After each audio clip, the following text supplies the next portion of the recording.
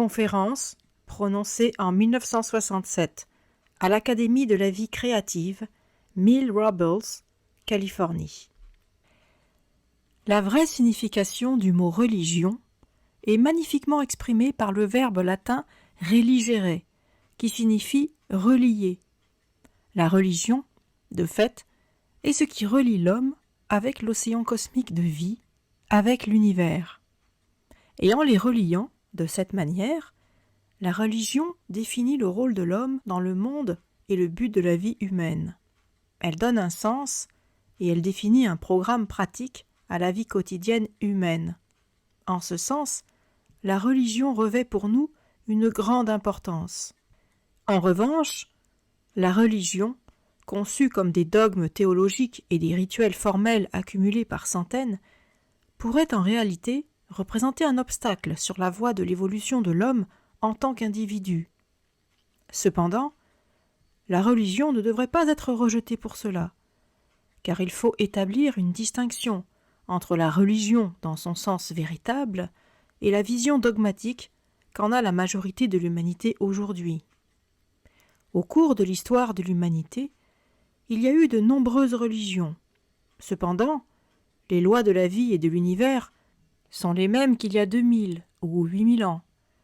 Les différentes religions essaient d'exprimer ces grandes lois pour le bénéfice de l'humanité. L'expression prend différentes formes selon l'époque, l'environnement, la culture et la civilisation, et dépend aussi du degré d'évolution de l'homme à chaque période. Parmi les grandes religions du monde, on compte la religion avestique de Zarathustra, les religions de l'Inde antique, védisme, brahmanisme, bouddhisme, l'enseignement de Jésus et les évangiles, les enseignements de Moïse, de Confucius et de Lao Tzu. Toutes ces religions et tous ces enseignements partagent un point commun. Chacune a pour point de départ l'apparition d'un grand génie, d'un grand maître, généralement à un moment où les perspectives étaient sombres et où l'humanité ne trouvait pas sa place. C'est dans ces périodes que la signification et le but de la vie apparaissaient comme confus et incertains. C'est généralement dans l'interrègne entre la mort d'une civilisation et la naissance d'une autre qu'un grand génie religieux apparaît. Celui-ci a une belle intuition de la vie de l'univers.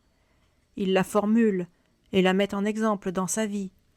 Il rassemble autour de lui des disciples, et l'éternelle vitalité de son message apporte un contenu et du bonheur à la vie de millions d'êtres humains. Son enseignement sert de fondement à la création d'une grande culture qui perdurera au cours de plusieurs siècles. Puis, le temps passant, la beauté et la magnificence de son intuition fondamentale diminuent, parce que l'habileté des disciples n'est pas à la hauteur de celle du maître. Leurs interprétations viennent surajouter des incohérences diverses à la pureté et à la simplicité originelle du grand enseignement, de sorte que, graduellement, l'intuition devient de plus en plus statique et finit par se pétrifier en dogmes, en traditions et en institutions. L'enseignement du maître devient de moins en moins efficace pour transformer les vies des hommes et les faire parvenir à l'harmonie avec les lois de l'univers et de la vie. Alors, une autre religion apparaît, mais à son tour, elle subit le même sort. Le dynamisme de l'intuition originale s'évanouit peu à peu. Elle gagne en extension de qu'elle perd en profondeur et en qualité. Avec le temps, elle est supplantée par d'autres. Du fait que les lois fondamentales de la vie et de l'univers sont toujours et partout les mêmes, il n'y a pas de contradiction entre les grandes religions de l'humanité. Dans leur pureté et leur simplicité originale, elles sont une seule, et les contradictions n'apparaissent qu'après bien des générations, quand la religion en est réduite à des commentaires sur des commentaires sur des commentaires. À mesure qu'elle devient plus complexe, la religion devient aussi plus limitée et renfermée dans des institutions de plus en plus rigides. Bientôt, elle n'est plus qu'un formalisme, bien lointain de l'intention de son grand fondateur. Au lieu de refléter l'esprit de son créateur, elle reflète les mentalités des masses, qui ne possèdent pas sa grande intelligence et son sens intuitif, Telle est la tragédie de tous les grands enseignements de l'humanité. Par suite, quand nous voulons analyser et comprendre une grande religion, nous devons commencer par écarter les milliers de tomes théologiques qui ont été empilés au-dessus et retourner à la source originelle dans toute sa simplicité et dans toute sa clarté. Alors, les contradictions existant entre les milliers de volumes obscurs et la signification réelle de la vie disparaissent, et avec elles, les contradictions qui existent en apparence entre les grandes religions du monde. Il n'existe qu'une seule vérité fondée sur les lois de la vie et de l'univers. Pour aller au cœur de la religion chrétienne, il faut donc revenir quelques 2000 ans en arrière et s'efforcer de trouver le noyau du grand enseignement rattaché au nom de Jésus. Nous trouverons alors que son message était quelque peu différent de ce que s'en imaginent les hommes du XXe siècle. Il existe donc une dualité trompeuse, l'enseignement tel qu'il était dans sa pureté originelle et l'enseignement tel qu'interprété par les contemporains. Si nous revenons aux textes originaux, et si nous examinons tous les faits importants, géographiques, historiques, philologiques et exégétiques, nous trouverons que Jésus a vécu et enseigné certaines choses. Si nous laissons de côté toutes les théories et toutes les hypothèses, nous trouverons que ces choses étaient très simples, puisqu'aussi bien les plus grandes choses sont toujours de simples choses. Elles sont aussi claires et valides aujourd'hui qu'elles l'étaient il y a 2000 ans, et qu'elles le seront dans 10 000 ans d'ici. Plus encore, ces choses fonctionnent, car elles sont fondées sur les lois de la vie et de l'univers. Mises en pratique, elles peuvent transformer notre vie et leur donner un sens. Elles peuvent résoudre nos problèmes, comme elles ont résolu les problèmes de ceux qui étaient présents pour voir la vie de Jésus et de ses disciples. Cela dit, quel était l'essence de la vie et de l'enseignement de Jésus ? Jésus n'a pas écrit de thèse ni de dogme théologique. Son enseignement était bien plus dynamique et vital. C'était la vie elle-même. À partir des textes fondamentaux des évangiles, nous savons que Jésus expliquait toujours les lois de la vie au moyen d'images tirées de la nature. Il recourait non pas à des théories, non pas à des hypothèses, mais à des paraboles vivantes qui avaient le pouvoir de nous convaincre immédiatement de la vérité qu'elles contenaient. Ces dires n'appelaient à aucune vérification dans les encyclopédies et dans les livres de référence. Nous sentons l'évidence de ces mots puissamment et tout de suite. Il en est ainsi parce qu'ils ne se fondent pas sur des pensées abstraites, mais qu'ils expriment des réalités, et qu'il s'agit en réalité de ce que nous vivons. Ces mots sont immédiatement et de manière simultanée des constatations et la vérification de ces constatations.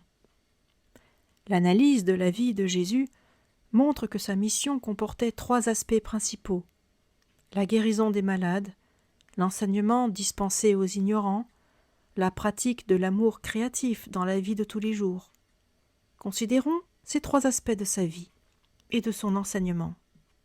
Le travail de guérison de Jésus est évoqué dans l'Évangile essénien, un texte du IIIe siècle rédigé en araméen et conservé dans les archives de la librairie du Vatican.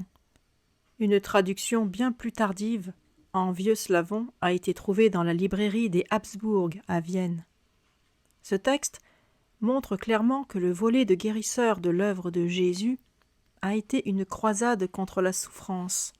Jésus n'a pas enseigné un système complexe de thérapie, ni ouvert une école pour la formation des chirurgiens ou des médecins. Il n'a pas voulu faire de la science de la guérison l'attribut d'une classe ou d'une profession en particulier. Il est allé à la rencontre des hommes et il a soigné par les méthodes les plus simples, conformément aux lois de la nature. L'Évangile essénien donne une explication simple et claire de la fondation de la santé humaine, de la cause des maladies et de la manière la plus simple de restaurer la santé perdue. Mais son enseignement n'était pas théorique. Il est allé à la rencontre des gens et il les a soignés par des moyens si simples qu'un enfant pouvait les comprendre. Son objectif n'était pas de créer un système scientifique complexe à la portée d'une élite, mais de montrer la voie par laquelle la souffrance pouvait être abolie. outre aider ceux qui ne savaient pas comment soigner leur maladie, il a accompli la tâche encore plus difficile de leur montrer comment vivre à l'avenir de telle façon qu'ils n'auraient plus à souffrir les affres de la maladie. Ces méthodes et ces enseignements sont magnifiquement décrits dans l'Évangile essénien. Le deuxième aspect de l'œuvre de Jésus a été l'enseignement qu'il a dispensé aux ignorants. Là encore, Jésus n'a pas créé d'université, il n'a pas enseigné d'une manière théorique, il n'attendait pas que des disciples vinssent à lui, mais il est allé à leur rencontre et a dispensé partout son enseignement. Socrate, avant lui, avait enseigné la philosophie sur la place du marché et au croisement des rues d'Athènes. De même, Jésus discourait au sommet des montagnes et sur le bord des lacs. La voûte céleste était son Église, dans laquelle étaient bienvenus tous ceux qui voulaient bien écouter ses paroles. Son enseignement, comme ses méthodes thérapeutiques, était très simple. Il attirait l'attention de son auditoire sur des faits existants dans la nature, et parlait ainsi du blé, des figuiers ou des champs. Tout ce dont il parlait était une réalité vivante, qui ne pouvait être mise en question par ses auditeurs parce qu'ils savaient que c'était la vérité.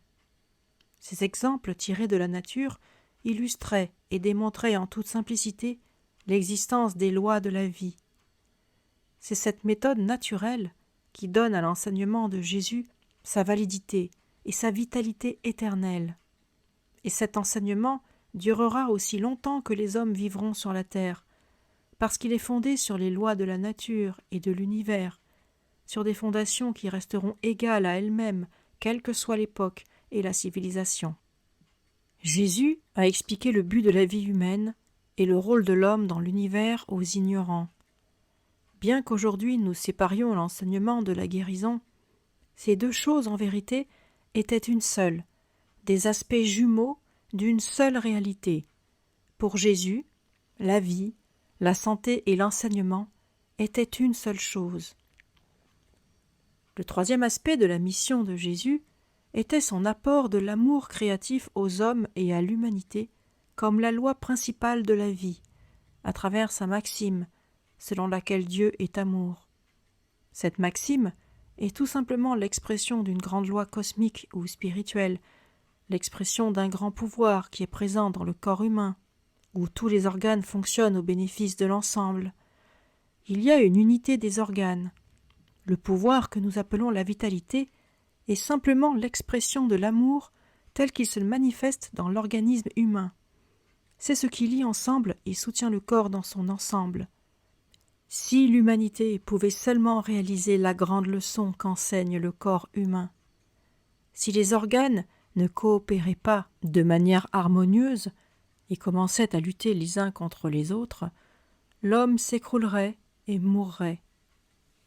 L'humanité aussi court le danger de s'écrouler, du fait de l'incapacité des individus et des nations à travailler ensemble en harmonie avec la loi. Tout dans la nature et dans l'univers, les mouvements des planètes, des étoiles et des nébuleuses cosmiques proclament une coopération, autrement dit, un ordre cosmique qui est fondé sur l'amour. En chimie, on parlerait de la loi de l'affinité qui unit les différents éléments.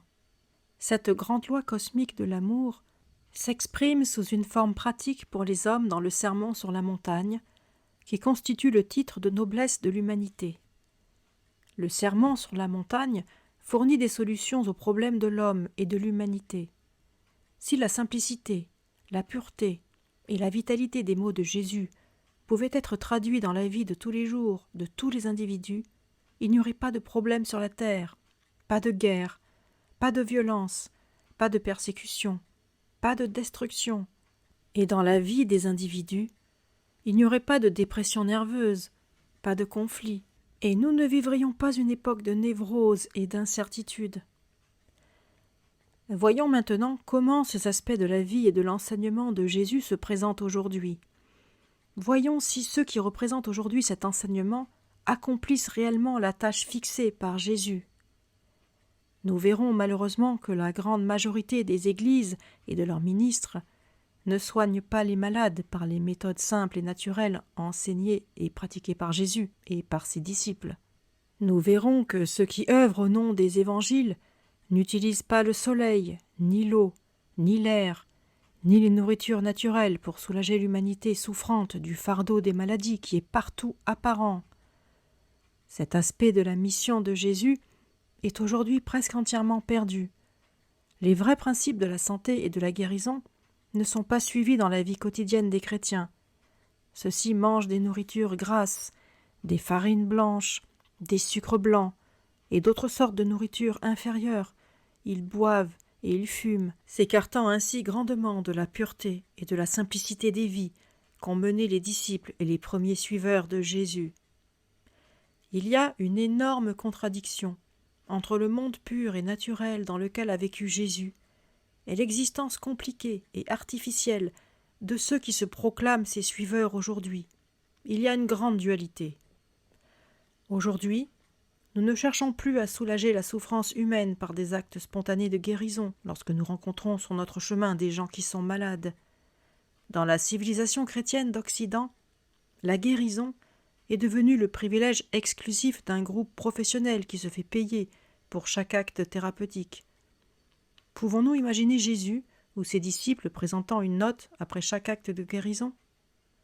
Il y a un abîme entre la réaction spontanée de Jésus à la souffrance d'une part, et d'autre part, la science tellement artificielle et limitée de nos professionnels de la santé, qui ne prennent nullement en considération le fait que la seule voie menant à l'état de bien-être permanent est de remplacer nos mauvaises habitudes en termes d'alimentation, de vie et de pensée par de bonnes habitudes. Mais la dualité et la contradiction ne sont pas seulement présentes dans l'aspect thérapeutique de l'œuvre de Jésus. Ils sont également présents dans l'enseignement de la vérité aux ignorants. Aujourd'hui, enseigner est devenu une chose très compliquée et abstraite. La majeure partie de ce qui est enseigné dans les écoles et les collèges n'est rien qu'un fardeau pour la mémoire et ne répond à aucun des vrais besoins qui s'expriment dans la vie. Les écoles ne nous enseignent pas comment vivre en harmonie avec les lois de la nature. Au lieu de cela, nous acquérons une connaissance hautement compartimentée, selon les canons d'une terminologie complexe. Une grande partie des données que nous absorbons n'a pas de corrélation avec les vrais problèmes de la vie. Lorsque nous sortons de l'école ou du collège, nos mémoires sont encombrées de milliers de données relevant d'une connaissance théorique et statique. Si nos vies se fondent exclusivement sur cette masse complexe d'apprentissage, nous sommes condamnés à l'échec. Notre première tâche, une fois terminée notre éducation formelle, doit être d'essayer d'oublier toutes les choses erronées qu'on nous a enseignées et d'apprendre par l'expérience les lois réelles de la nature et de la vie. On n'apprend plus aujourd'hui les leçons magnifiques et simples que donnait Jésus. L'enseignement n'est plus dispensé dans les montagnes ou sur les bords des lacs. Il se fonde maintenant sur des théories et des hypothèses compliquées, fondamentalement sur la classification d'une masse incohérente de faits statiques. La condition présente de l'humanité, faite de chaos, montre clairement que notre système d'éducation a échoué à donner un sens dans notre vie. Il a échoué, dans cette époque de névrose générale, à nous donner du bonheur. L'homme aujourd'hui manque d'un fondement. Il sent intuitivement que l'enseignement présent des églises et des institutions éducatives n'est pas suffisant. Il sent que là n'est pas la réalité des choses, et il ne croit plus en eux. Mais il ne sait pas par quoi il devrait les substituer, et il accepte l'incertitude comme son lot. Il est donc obligé à vivre au jour le jour comme une feuille d'automne emportée par le vent, ou un morceau de bois flotté et ballotté par les vagues. Les vieilles traditions sont mortes, et il n'en est pas encore apparu de nouvelles. Il y a une désorientation générale. Comme les gens ne contrôlent plus leur propre vie, ils ne sont plus conscients de ce qu'ils veulent ou de ce que devrait être leur objectif de vie. Cette désorientation généralisée manifeste l'échec des méthodes et des institutions d'enseignement actuelles. Il y a là aussi un grand dualisme. Notre enseignement chaotique s'oppose à l'enseignement de Jésus dans sa pureté et sa simplicité originelle. Jésus a apporté le bonheur aux vies des hommes. Nous, avec nos méthodes, ne le faisons pas et ne le pouvons pas. Intéressons-nous au troisième aspect de la mission de Jésus, établir l'amour créatif en tant que fondement de la vie de l'homme et de l'humanité. Jésus a fait cela et en a donné la preuve dans tous les actes de sa vie. Il a dit « Aimez-vous les uns les autres, et alors je saurai que vous êtes mes disciples. » Non seulement il disait la vérité, il la vivait aussi. Aujourd'hui, de toutes parts, on voit la négation de ce principe. On voit la déviation par rapport à la loi cosmique de l'amour. On voit très peu de coopération, mais on voit beaucoup de concurrence et de conflits. On voit plus de haine que d'amour. On voit l'homme dressé contre l'homme et les nations dressées contre les nations. On voit des chrétiens, ceux qui font profession de suivre Jésus sur tous les continents et dans toutes les nations, qui s'organisent pour s'affronter les uns les autres. On ne peut qu'en conclure que nous avons lamentablement échoué à mettre en pratique dans nos vies les préceptes du sermon sur la montagne. Nous autres, chrétiens d'Occident, ne méritons pas d'être considérés comme des suiveurs de Jésus, car nous ne sommes ses suiveurs que de façon nominale et pas dans nos vies. Nous ne donnons pas l'exemple de l'amour créatif qui a été pratiqué par Jésus et les premiers chrétiens à chaque minute de leur vie. Dans la réalité, notre échec est si grave que le grand pouvoir technique que nous avons acquis nous mène à notre perte. L'énergie nucléaire, sans le pouvoir spirituel du sermon sur la montagne, appelle la catastrophe. Le pouvoir technique que nous avons acquis ne nous dispense pas des exigences de l'éthique. Si le principe éthique fondamental de l'amour créatif n'est pas au fondement de la vie humaine, si nous ne pratiquons pas l'enseignement du sermon sur la montagne, alors nous périrons en dépit de nos connaissances scientifiques et techniques. Nous périrons, car nous nous sommes écartés de la grande loi cosmique de l'amour. Il y a encore une dualité dans ce troisième aspect de la mission de Jésus. Des congrégations se réunissent dans des centaines de belles églises chaque dimanche matin pour entendre la lecture d'un extrait des évangiles. Puis, leurs membres s'en retournent à leur vie de tous les jours et laissent derrière eux la signification de l'évangile. Le christianisme réel ne s'épuise pas dans le sermon du dimanche, ni dans les congrégations du dimanche. C'est l'engagement de toute une vie. Ce n'est pas quelque chose qui se limite à des heures particulières. C'est quelque chose qui doit être manifesté à tous les moments de nos vies. Nous devons mettre notre vie entière au service de la grande loi cosmique de l'amour créatif, comme l'ont fait Jésus et des disciples, sans formalisme ni credo, sans catéchisme et sans dogme. Ici aussi, on retrouve une dualité. À la lumière des trois aspects de la mission de Jésus et du sort qui a été fait à son message par notre époque, nous avons le droit de parler de deux Jésus. Le Jésus tel qu'il a vécu et tel qu'il vivra pour toujours par la validité et la vitalité éternelle de son enseignement, et le Jésus représenté par les doctrines théologiques, les organisations et les institutions religieuses. Ce second Jésus est la figure imaginaire que nous avons créée 2000 ans après l'événement. Notre tâche n'est pas d'abolir le premier Jésus, le Jésus réel qui reste le plus grand don jamais fait à l'humanité, mais d'essayer en toute humilité et avec toute l'intelligence que nous pouvons de prendre la mesure du fait que nous avons totalement échoué à le suivre.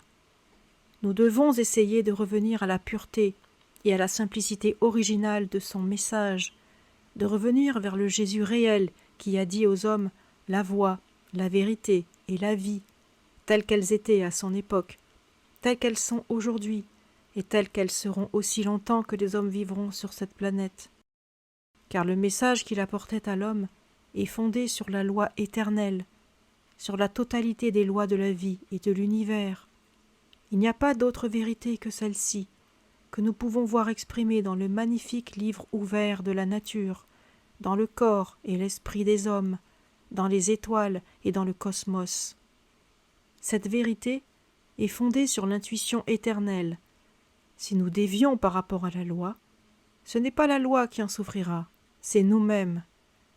Si seulement nous pouvions comprendre les symptômes actuels de l'incertitude, des névroses et de la vanité qui sont aujourd'hui universelles, si seulement nous pouvions réaliser que leur cause et la déviation par rapport au merveilleux renseignement de l'homme de Galilée, et que la guérison passe par un retour à la pureté et à la simplicité originale de son enseignement, alors la dualité des deux Jésus disparaîtrait, et nous n'aurions plus qu'un seul Jésus, le vrai, l'original, celui qui a illustré dans sa vie le divin héritage de toute l'humanité.